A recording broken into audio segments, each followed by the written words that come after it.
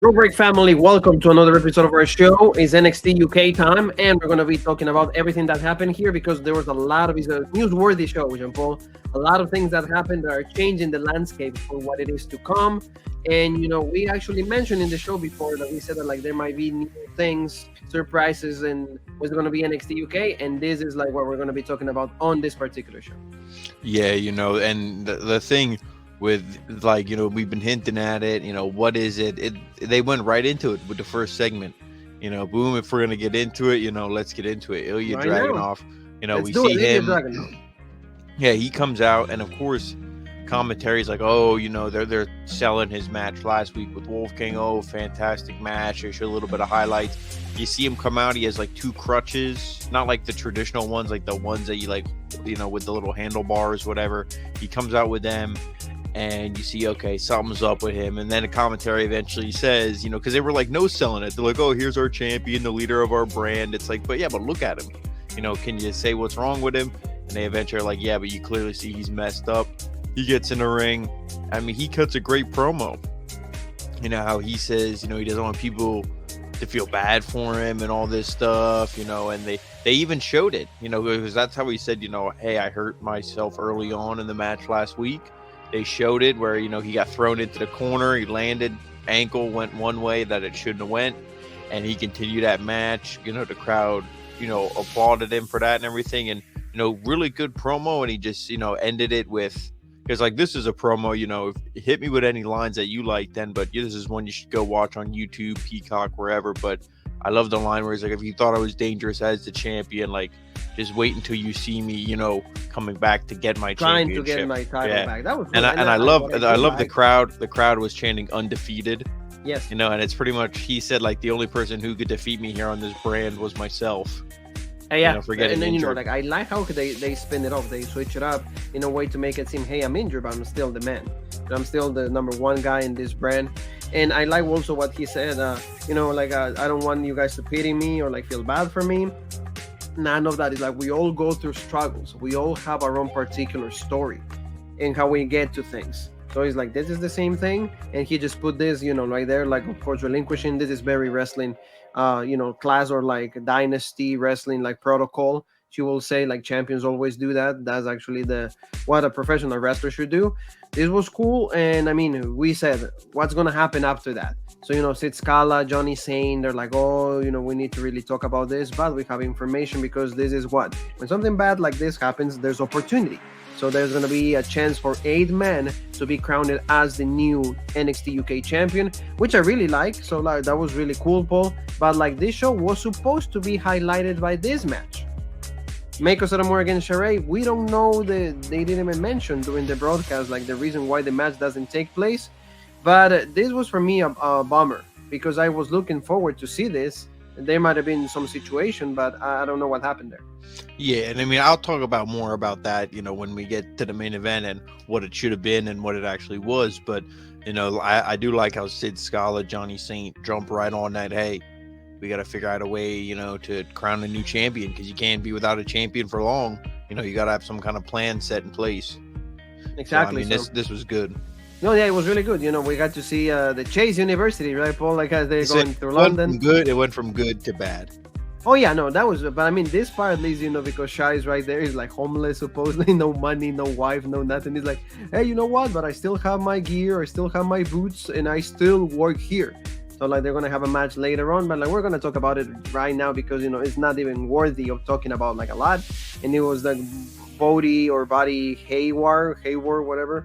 And Shah, and at least Shah in this case, like he wasn't jobbed out. So that's the main thing for me because the guy, thanks to like a great spine buster, he gets the win. But like, see, asking for money, donations, what the hell? I mean, they're ruining it a little bit in my opinion.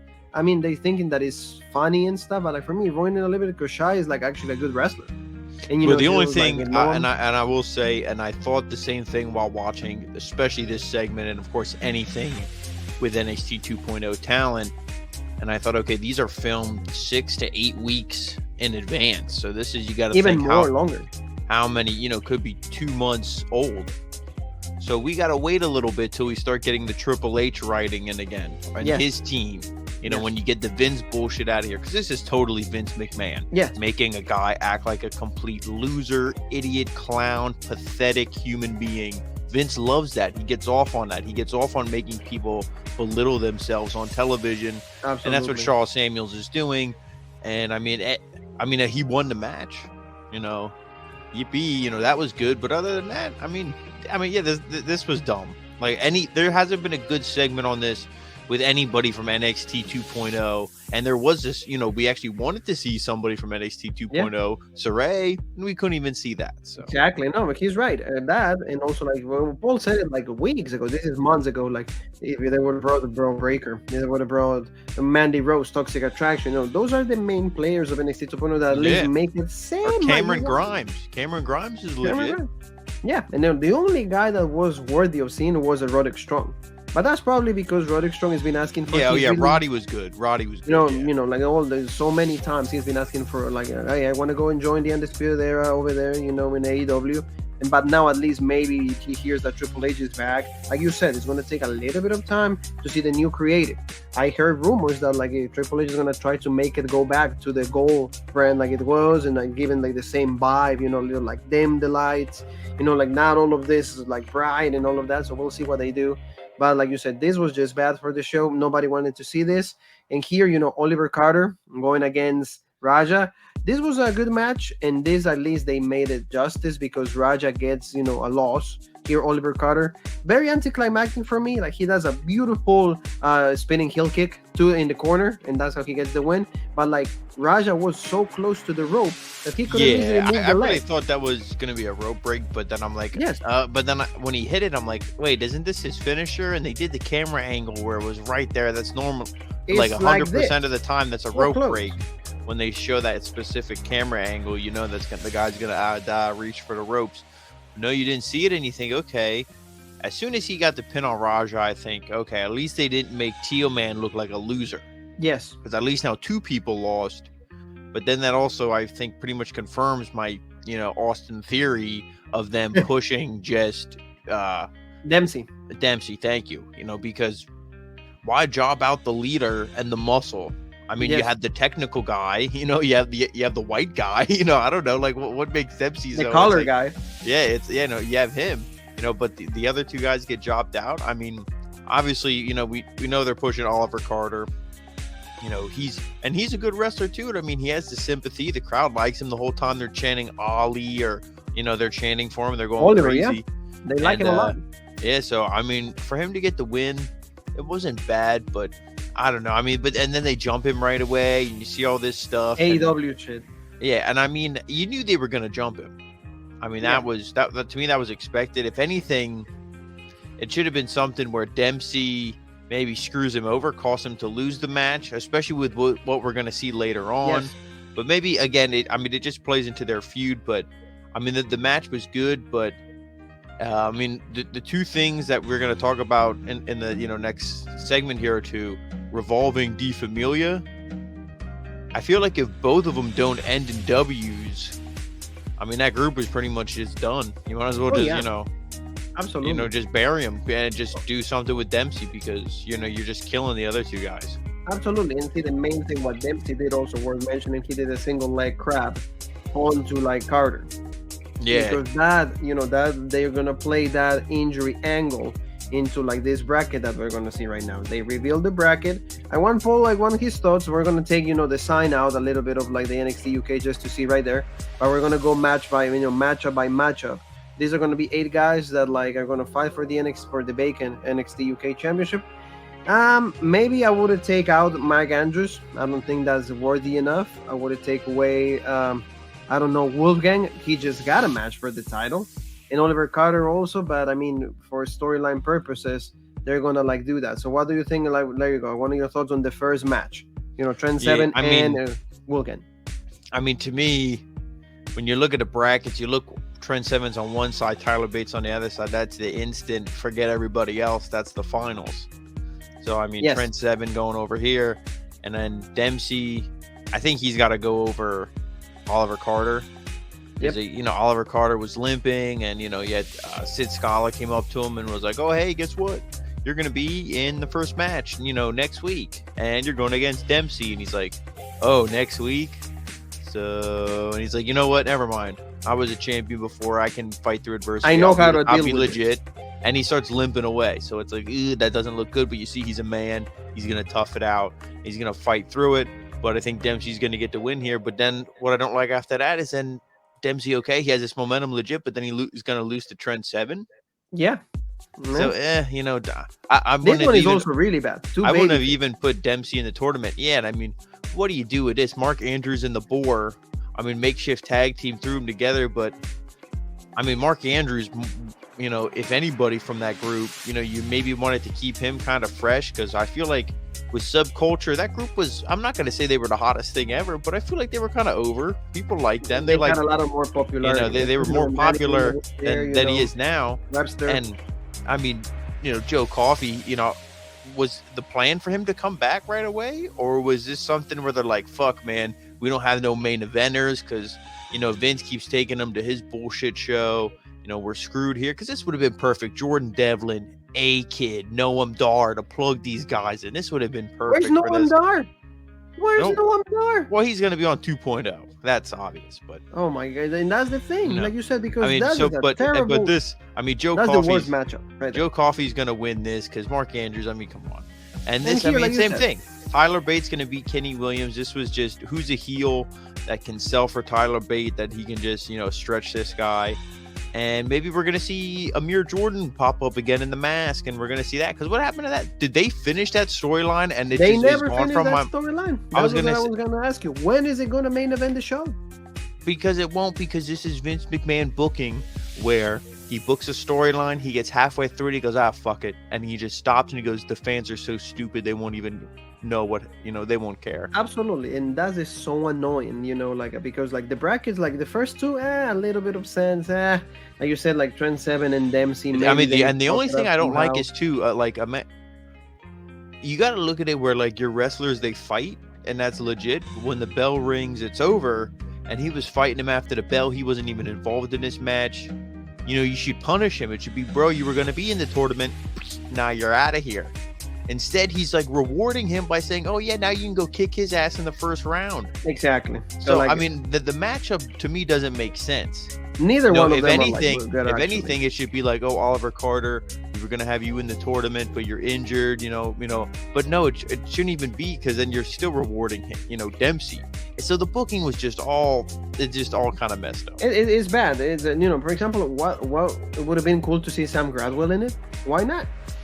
Yeah. But he's still gonna feud with the Familia. They had a promo or something like that. And what was that? Because they were talking, he was talking about the eye and stuff, Tio Man, and they asked, hey, Charlie Dempsey's in the tournament. Yeah, legit, but you guys lost Oliver Carter. You lost last week. Rohan lost this week. He's like, lost. He's like, no, the eye sees all, blah, blah, blah. I mean, again, I like the group, but it's the same generic shit. No, the eye sees all. Yeah, it sees you lose every week. The eye doesn't do anything. The eye doesn't win. The eye, And Sam Gradwell pretty much says that, oh, yeah, you're bullshit. Why don't you have a match with me? And Tio Man kind of blows him off. And, we know that that's going to be a feud, but both guys both guys are on fucking life support and need a win. Exactly. Neither one of them is strong enough, and somebody's gonna lose. Care about it. So if Gradwell loses, he's gonna go back to the same loser he always was. And if Tio Man loses, then that whole group looks like losers. It's might as well disband the whole group, right? Yeah, and just push Dempsey. No, nobody cares. Absolutely right. So let's go to this, because this was very a little long and very confusing, because that was supposed to be the main event. That doesn't take place. Actually, Blair Davenport comes out. And then she's talking to Isla Dawn, and she's like, "Oh, I should be the number one contender." All of those things. It's I was supposed to be the champion, so all of you should be thanking me for that. But I think even before Isla Dawn came out, it was Eliza. Eliza Alexander also she came out, and then Amel came out, and then Isla Dawn. Excuse me. I mean, and it was all this women, and I'm like, this feels like the opening segment to a Monday Night Raw. Yes. This feels like this should be Sasha Banks. Charlotte Flair, Bayley. Naomi, and somebody, what I mean? They should just, this is awful. It was bad. It's so shitty. And the commentary says, oh, we were supposed to have this match. And Blair says that, she took care of them. did she kill him? Are they Yeah. tied up in a closet somewhere? Did she say, hey, you know what? Here's my credit card. Go to the mall, go to the movies, have fun. Take, what did she do? Nobody cared. They just sat there and went, okay, fine. Yeah, no, and Nobody cared. that's like what it pissed me off the most. Yeah. It's a championship match, no explanation whatsoever. No reason. Yeah, and then Sid Scala comes out and did say this, what the fuck is up with Sid? Why is he rewarding Blair? And what happened to the other two women? Did they just leave? They Did just fight? they just left. Did they just fight? left. And Because- Isla Dawn, like I said, Yeah, it's like, it well, was 4 of them. out of all of them, you have not beat me. That's what she Yeah. said. So like, And then Sid Sid, like, Scala like says, there like, was the match between the two, which it was okay. But- And that was supposed to be to determine they were number one contender for the title. But like, how we is already that? have, We but we haven't seen already the have match a yet. number. Yeah, we already have a number 1 contender. Exactly. So why And- is like and we haven't Saray, had the match even yet, and then we though- have a new brand number 1 contender? I didn't like that at all, Paul. And I mean the match was okay, but in the end, everything like gets like in a no DQ, which is like a very similar Monday Night Raw ending, which it sucks because Eliza like came out also like and they caused distraction and also aggression. There you go, Amel and Blair Davenport keep winning their feud. And everybody, just call chaos and all of that. The referees have to come out and all of that. And in the end, this is how the show finishes with all these women. In the end, these 4 women may have I don't know, they probably will do they never do fatal 4-ways. Maybe they will do that. Or No, in the end, they will do series of matches. Like Eliza against, Ella Dawn, and then Amel against Blair Davenport, and the winner of both matches will face each other, and that will be the number 1 contender. But what an awful way to just completely, push under the rug a championship match. Yeah, no, I mean, I hope they don't do a 4-way because it's going to suck.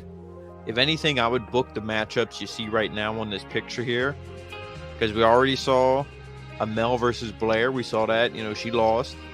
And you could have booked it perfectly. Eliza could have been like, oh, hey, you lost. Ha, ha, ha. Poked fun at her. Been like, oh, when I get my shot, I'm not going to mess up like you did. You lost to Mako twice. You can't beat Blair Davenport, blah, blah, blah. She should have been trying to get under Amel's skin. We see what happens when you do that with Amel. She blows up and, big match and it's legit. That could have been okay. You build that up for, okay, these women are, you're in the top of your division here.